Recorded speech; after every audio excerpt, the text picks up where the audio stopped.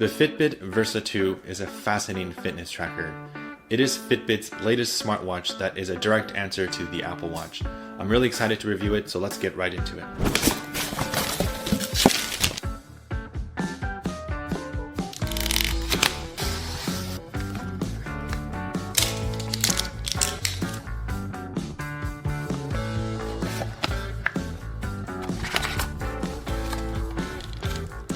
The first and most prominent thing I want to mention about the Versa 2 is how comfortable it is to wear. I really enjoy wearing this watch despite how bulky it may have looked. Don't let the squared bulkiness kind of mislead you. I think this is actually a very comfortable watch. I absolutely love the feel of this watch on my hand, and I find it almost comparable to wearing a smaller fitness tracker such as the Garmin Vivosmart 4 or the Fitbit Charge 3. Most importantly, the Versa 2 only weighs 40 grams, which is the same weight as the comparable Vivo Active 4S. 40 grams on your wrist feels actually really light, and it does not distract you at all from sleeping or wearing this to the gym. I find that the silicone bands are actually really smooth on my wrist and don't bother me at all. And the wrist strap buckle doesn't bother me when I'm typing, so that's a really nice positive because sometimes they can be really big and be very bothersome when you have it lying down flat on a table. The only con I have to say about the straps is that it's very difficult to put them back on. So you may be able to see on the Versa 2 that it has a wedge design. There's a smaller surface area at the bottom of the watch touching your skin. This allows you to kind of bend your wrist up and move it around and have it not be so annoying. So this is actually a really cool design. So it may look kind of bulky on the exterior, but actually how it feels on your wrist is very comfortable and a smooth experience. Now, one thing I immediately noticed when I put on the watch, it definitely looked like an Apple Watch. And I think Fitbit had no shame in copying Apple's design. It kind of looks very similar to Apple's kind of boxy, curved edge type of design. Sometimes I observe people in public wearing the Versa 2, and I always think that they're wearing an Apple Watch, so it's kind of funny how they copy their design. Now, the next thing I want to talk about is a really big deal, and I'm going to dedicate a whole section on this because this feature to me is one of the game changers for the Versa 2, and I'm hoping that other fitness trackers and smartwatches follow with this type of design. And I'm talking about Alexa, the smart assistant, and thank goodness that we don't have Bixby because Samsung's Bixby is absolutely horrible. I've tested it on the Active and Galaxy watches. Its voice recognition is terrible. Alexa's voice dictation is actually very accurate and doesn't really mess up many times. Now, I think having Alexa on your wrist or some kind of really good smart assistant is a game changer for your day-to-day use. You can actually be walking on a busy street and then quickly set a reminder or maybe set an alarm or set a timer. One of the major annoyances using a small screen such as that on a fitness tracker or a smartwatch is that trying to configure something like a setting or setting an alarm can be very cumbersome if you have to manually input it with your hands. I find manual input with your finger gestures or tapping to be very cumbersome on such a small watch, obviously because it's so small. Using your voice, you can get tasks done really quickly and very efficiently. I think voice input is an essential feature on any fitness tracker or any smartwatch going forward into the future. I'm even demanding that these voice assistants actually be embedded in smaller form factors such as the Fitbit Charge 3 or the Vivosmart 4. Dim the bedroom lights to 10%. One of the things I despised when I was using my Garmin smartwatch or fitness tracker was that if I wanted to do a voice reply, I couldn't. There was no voice input, and I think Garmin is really behind on this. So I'm really hoping that Garmin and all other smaller form factor smart fitness trackers do implement some sort of voice assistant because I think it's an essential feature going forward. One of my favorite features with Alexa are reminders. Reminders actually buzz your wrist continually, so you're not going to miss them. Oh, what's really cool is that Alexa has a dashboard for your timers, reminders, and alarms. Now, in the past, I've used Samsung's Bixby, and I found that voice dictation into the watch was actually very inaccurate. I would talk to it, say something, and it would completely miss what I was saying. I'm happy to report that with the Alexa voice assistant on the Versa 2, voice dictation is almost 100% accurate. And I have to commend them because I'm very impressed that they're able to fit this voice assistant and this microphone in such a small form factor. Voice dictation on this Fitbit Versa 2 is quite amazing. Now, one of the major issues using a voice assistant is that sometimes it's very laggy or slow. I've observed this on the Wear OS watches that only have 4 gigs of RAM. Now, with the Alexa, I've heard some high-profile YouTubers reviewing this Versa 2, and they were saying that the Alexa replies and getting into Alexa was slow. But in my experience, it was quite different. Yes, it's not super fast and it's not super instant and its replies are not as fast, but I found the overall experience of using Alexa on the Versa 2 more than adequate and fast enough for my needs. It's definitely faster than my experience of using the Google Voice Assistant on Wear OS. When do the Raptors play next? So I'm extremely happy with the performance and the snappiness of the actual watch when it comes to using Alexa. Now there's one caveat to this that I noticed that when I'm trying to speak into the microphone, given that there's only one microphone on the watch and it's onto the right side of the watch, you kind of have to put it very close to your mouth so that it can properly hear all the words that you're saying. If you kind of speak to it more than maybe 40 centimeters away from your mouth, it's going to have a hard time detecting the voice. And I think that has to do with how it trying to isolate background noise. So I do recommend that every time you use the voice assistant, just long press the button, which is a nice shortcut, and then speak to it relatively close. I know it looks kind of silly, but I do this to my phone every time I talk to my phone to the voice assistant. I just take my phone and directly talk into it. This way, it doesn't mess up anything, and it's just very reliable. Turn on all the lights. Now, unlike Wear OS, I had no syncing issues when I was using Smart Assistant features or just using the device in general. I found that Wear OS would sometimes just not work at all. I would summon the assistant and it would not take the Bluetooth data and transmit it to the phone and then back. So there was always some kind of syncing issue with Wear OS, whereas with Versa 2 it has been very reliable throughout my entire results. Now, one interesting thing to note was that Pebble was acquired by Fitbit quite some time ago. And Pebble was one of the first few smartwatches on the market to have voice replies. It's kind of cool to see some of Pebble's DNA propagate into Versa 2, such as customized watch faces and custom apps, and of course, voice replies. I hope in the future, perhaps the Versa 3, they include a speaker, because right now when you talk to Alexa, it only responds back with text. It doesn't have an actual speaker on the device, so you can't make phone calls, you can't send text messages, and you obviously can't hear replies from the voice assistant, which to me isn't a bad thing. It's not the end of the world. I'm just very glad that there is some sort of voice input on this device. Another caveat to using the Alexa assistant is that you're kind of stuck to Amazon's ecosystem. For example, if you want to set a reminder, it's not going to show up on your Google reminders, it's going to show up on Amazon services, which isn't that bad, and it's not as bad as obviously Bixby. Now, perhaps in the future, given that Google acquired Fitbit, they might replace Alexa with obviously Google Assistant. That would be amazing. That would be a huge game changer, and it would even be better than having Alexa, even though Alexa is pretty good for what it is. Set a timer for 10 minutes.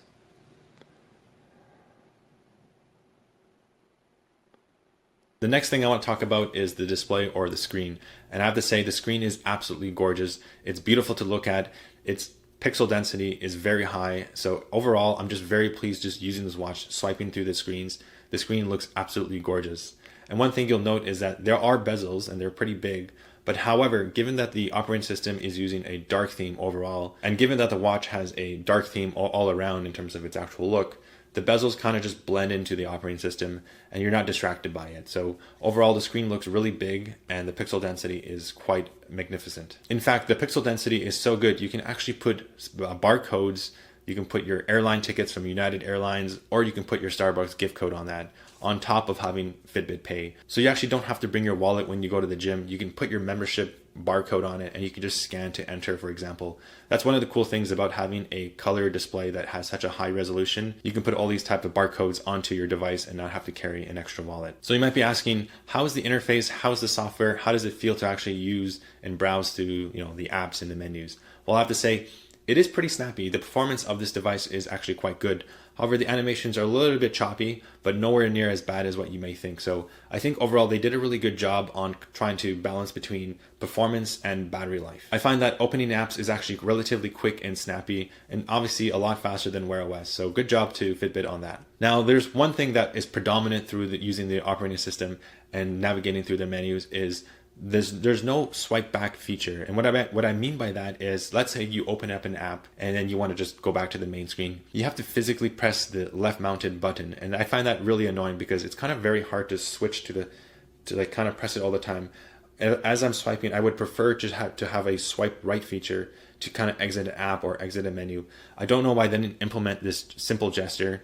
I really wish they would leverage more gestures throughout the operating system. Another thing is that they're not using any gestures on swipe right on the home screen. I feel like they could use some more information, such as maybe calendar widgets or something like that, instead of just doing nothing. Now, in comparison to Garmin, which has an amazing interface, by swiping up and down, you can toggle through all the widgets. And their widgets are fitness centric. They show you stats and, let's say, your heart rate and stuff like that.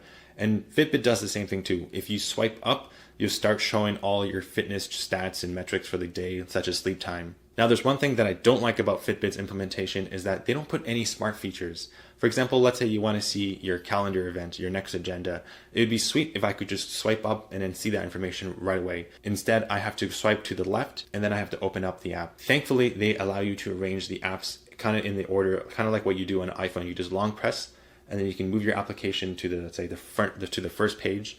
And for example, let's say you want to have quick access to your weather, you can just swipe to the left and then tap that weather app. But I just don't like the action of having to open up a separate app. I kind of wish it was just part of the operating system as you navigate through the widgets, kind of like notifications. As you swipe up, you kind of see weather, you kind of see your calendar events, and obviously your fitness metrics. Now, there's one thing that I think they did really well, and it's the notifications. And if you swipe down one more time, you actually get access to some quick toggles. You can go into the settings and then you can enable do not disturb, wake up gesture, sleep mode, screen brightness, and all other types of settings. This is really nice if you want to quickly toggle do not disturb, because sometimes you're getting too much notifications, you want to stay focused. It's just nice being able to go really smoothly in the operating system and quickly disable, for example, I don't want to be disturbed or I'm in sleep mode. What I really like about this is that you can access your Fitbit Pay really fast by just swiping down, and then you have 3 buttons at the top. You have some quick access. For example, if I swipe down, you can control your music, see Fitbit Pay, and you can get access into your quick settings. If you opt in to use Fitbit Pay, you'll need to enter your password every 24 hours, which is a little inconvenience, but I find accessing my Fitbit Pay really simple thanks to the swipe down gesture on the notification panel. The next big topic is smart notifications, and this is an integral feature for any fitness tracker or any smartwatch you buy on today. One of the best benefits of having notifications on your wrist is that you can avoid using your phone. You can conserve the battery of your phone by not having to turn on the huge display and just have a quick glance of all your notifications on your watch. Now, yes, notifications can be very annoying, so I really appreciate that they have a quick access to do not disturb, or you can select which apps give you notifications. Now, I've covered this a lot in a lot of detail on the Fitbit Charge 3 throughout my full in-depth review. I still think to this day in 2020 that Fitbit has one of the best notification systems. The way they render notifications, especially on Android, giving users the access to inline notification action. So for example, let's say you're using a public transit app and you're monitoring a specific bus, and let's say you want to set a timer. You can set a timer for, let's say, 1 minute, given that there's an inline action. Obviously, another really major benefit of having the microphone is that you can do voice replies. So let's say you get a text message, you want to quickly reply. Your voice replies are going to be very contextual because you can quickly, and I mean really quickly, because the performance of this application, the entire OS, is really fast. You can just do a quick reply. One very small, minute complaint about notification is that I would like to have a weaker vibration setting. There's just normal and strong, and I find that the normal is a bit too strong for my taste. The next big feature, part of the Versa 2 that's usually on premium smartwatches, is music and music control. Now, unfortunately for me, I'm not a big music fan. I don't like having music on my wrist because I find it more annoying to have to load music, then pair my Bluetooth headphones to it, and then, it's just overall not a fun experience. I'd rather just take my phone to the gym and just pair it there, because navigating through music can be very complex and it's very hard. It obviously eats into your battery, and I find having music on your wrist kind of pointless. However, if you're a runner that doesn't want to carry a large phone in your pocket while you're running, I can see the major benefit in having the music on your Fitbit device. Now, unfortunately, I think the music implementation is still poor. There are a couple things that are pretty bad with it. One is that you can't use Spotify, the premium subscription, and load music onto it. The Spotify app is only for controlling your Spotify app on your smartphone. So I found that pretty pointless and kind of annoying that I can't really load music from Spotify. The next thing is that I have to manually sync music from my desktop onto my Fitbit watch. And I mean, come on, there's a comment that someone said on another video that, is it 2002? I mean, seriously, syncing music is kind of old school. I really wish that it was just all part of a native experience. I just open up the Fitbit app and I can sync my music through whatever subscription service I have. Now, you can use Deezer, which is another subscription music that can load music onto the watch. But unfortunately, that to me isn't a very popular streaming platform, at least in Canada. And I don't have access to Deezer. I don't want to pay for another subscription. So I think it's really unfortunate that there's no maybe Amazon Music or Spotify Music that can allow you to load music and podcasts onto your smartwatch. And also, funny enough, when I went to the Fitbit website during the time of filming of this video, I could not download their desktop application to load music like MP3s onto this smartwatch, which was really disappointing. So I can't even get the feature to work, and I'm really disappointed in that. Another major con with the music controls of this device is that I'm not able to control the music of my smartphone. So for example, let's say I open up Google Music or a YouTube video.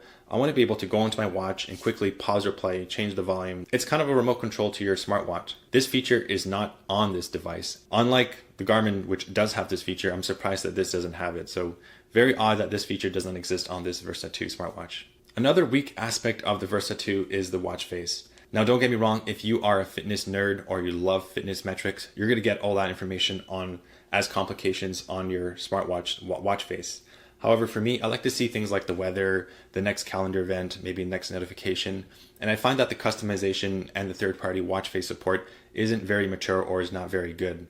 One of the major complaints for me is that a lot of third-party watch faces require you to pay for it. And I don't mind paying for it. I know it's hard work to develop these applications, but I find the experience of having to pay for it kind of poor because you have to go, it's kind of an out-of-app experience. So it's not like a very smooth experience. You go onto Google Play Store and you can just download an app and pay for it.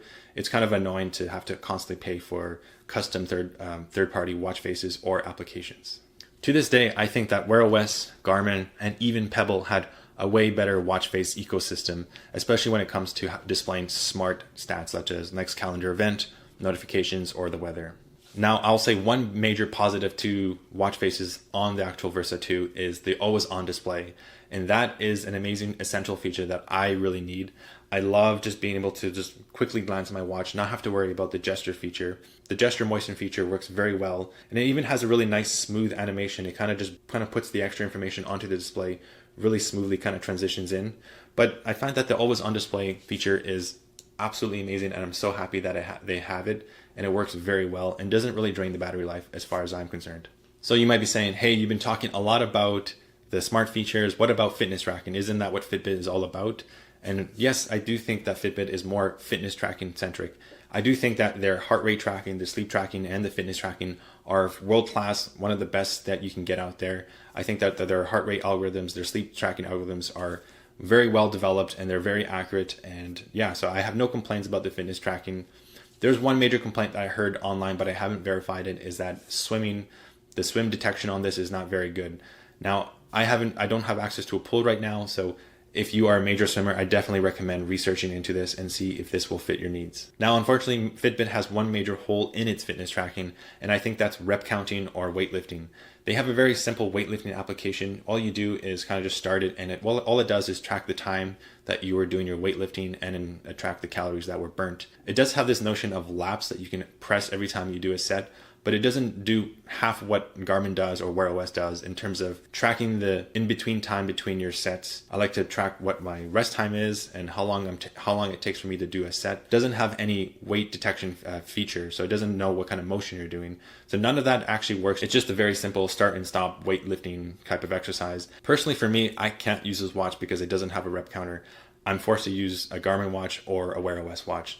And this is really unfortunate because I feel like with all their fancy sensors, accelerometers, and obviously bright engineers, they have some really smart people working at Fitbit, especially now it's acquired by Google. Why can't they do this? So please, I hope in future iterations, given that Fitbit has been acquired by Google, I hope that would bring some of this technology into the Versa series. Now, there is a third-party custom app that tries to do what I'm trying to talk about, which in terms of the rep counting, but I find that app was really hard to use. It was an out-of-app experience. I had to go on a different website, type in some code. It was just very annoying. I wish Fitbit would just do a native experience. And even that app wasn't working very accurately. You weren't able to start and stop a set. It was just all automated. It would just start your rest time automatically based on some timer. So that app did not help very well, and I'm very sad about this. Now, in terms of the actual apps, the quality apps are, I think, better than Garmin, but not as good as Wear OS. I find that apps open up really fast and they're very performant. And I'm hoping that these apps will continue to grow over the future. So the next thing I want to talk about is sleep tracking and their SpO2 sensor, or their blood oxygen reading sensor. And I find that Fitbit is one of the world's best in terms of detecting when you properly start your sleep and when you end your sleep. I find that Garmin devices sometimes can really mess up and they're not very accurate. In fact, Garmin devices make you kind of go into the application and set your start and end time when you fall asleep typically. I fall asleep at different hours of the night, and I find that Fitbit is very accurate in detecting your start and stop, especially when it comes to your deep sleep, REM sleep, time you're awake, and your light sleep. It's all very accurate. Unfortunately, the SpO2 sensor, like in my previous video, I definitely recommend checking that out where I go into detail about the SpO2 and its results. I found that the SpO2 sensor doesn't really give any good information. Another con is that you can't seek through the graph to actually see what the values are.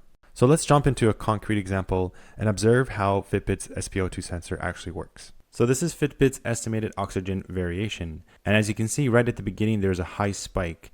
It actually surpasses that line, and that shows that there was a high variation in your blood oxygen saturation, which could mean some sort of sleep apnea event. You stop breathing, for example, could be a possible outcome of that. Now, the funny thing is that this result is actually from someone who has not been diagnosed with sleep apnea. In fact, that person has a proper sleep, has no complaints about sleep apnea or anything like that. So that spike might just be an anomaly, and it will look at my results and we'll compare that and see what it looks like. So here are my results. As you can see, I don't go above the high threshold, so that means I don't have a high oxygen variation. This is very misleading based on what I've captured on other devices such as the Better Sleep Tuner and the Loki Ring Sleep Monitor. I believe those devices are properly representing my sleep apnea. Just have a look at my stopped breathing events as reported by Better Sleep Tuner. You can tell that I definitely have some sort of sleep apnea, unlike Fitbit's reports. And looking at Loki's Ring Sleep Monitor, you can see the yellow red lines. That's where I'm having sleep apnea events where my blood oxygen saturation has gone down. So this is next day's results from the Fitbit Charge 3 in terms of the relative SpO2. And as you can tell, there hasn't been any much change. And it's really hard to decipher what is actually happening here. Do I have sleep apnea events? Is there something wrong with my blood oxygen variation? As you can tell by the graph, there's obviously some variation in my blood oxygen. However, I'm never going over the high threshold, which is very confusing. So I've been testing this against the Sleep Tuner and other more sophisticated blood oxygen saturation sensors, and I find that the Fitbit relative SpO2 sensor, it doesn't really give any useful information, as I mentioned before. So I found this feature pretty much kind of useless, and it's really sad that they don't give anything valuable out of it. One really cool feature that Fitbit offers is smart alarms, and what you can do is you can set a time that you want to wake up. For example, let's say you want to wake up at 9:30, and it'll detect you 30 minutes prior to 9:30 whether you're in a light sleep mode. And what it will do is it'll actually wake you up, let's say at 9 a.m., which is 30 minutes within the 30-minute boundary, because you're in a light sleep. It detects that you're in a light sleep, and it actually will vibrate and on your wrist, give you that haptic feedback, and you'll wake up in a less groggy state. This smart alarm feature might be useful for people who want to wake up less groggy and don't mind waking up a little bit earlier than their set alarm time. For me, I like to sleep in, so I'll surpass my sleep time by maybe another 30 minutes. So you might be wondering, how is Versa 2's battery life? And I have to say, even with the always-on display on all the time and the larger screen, I have to say that I am getting the 4-day battery life. And that, to me, is amazing because I can easily last 4 days and just charge it in between. 4 days compared to Wear OS is actually really long. So I had a lot to say about the Versa 2.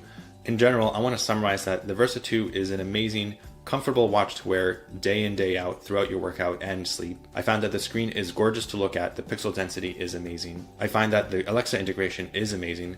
Being able to control my smart home lights, set reminders, and do voice replies is actually a very useful feature, and it performs very relatively quick. My only cons for this smartwatch is the lack of a rep counter. To me, this is a very niche feature, I understand, but I don't understand why Wear OS and Garmin have this natively built in. So this is a niche feature. It may not affect you, so don't let this deter you from actually getting this watch. Another disappointing feature with this smartwatch is the relative SpO2 sensor. I find that the data that is presented is not very helpful and doesn't allow me to actually discern any information from it. Overall, I really like this device, the Versa 2. I think it's an amazing complement from Fitbit, being able to put a microphone in the Alexa assistant and have a pretty long battery life and a very, very beautiful screen. I'm really excited about the future of Fitbit. I really hope that they continue this pace of innovation, bringing these game-changing features such as the Alexa assistant in their next series. Anyways, that's it for this video review of the Versa 2. Let me know what you guys think about this smartwatch. I know it's been out for a while, so I'd love to hear what people think about it. If you like this video, please do give a like. It really helps out this channel. And definitely consider subscribing if you want to hear more wearable related content. Thanks for watching, and I'll see you in the next video.